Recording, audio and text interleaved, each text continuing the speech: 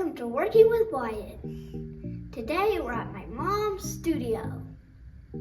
We gotta fix some things around here. We're in the bathroom and somebody ripped the paper towel holder out of the wall.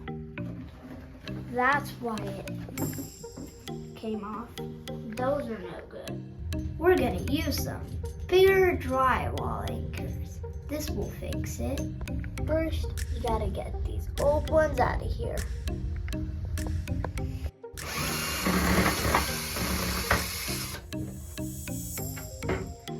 Now, we got the old anchors out and the new anchors in. And now we have to put it on the wall. We gotta squeeze these and put them in the wall.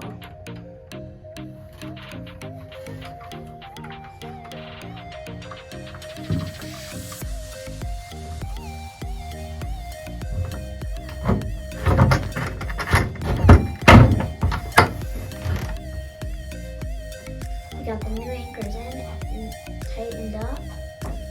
Now this thing's not going anywhere. Nailed it!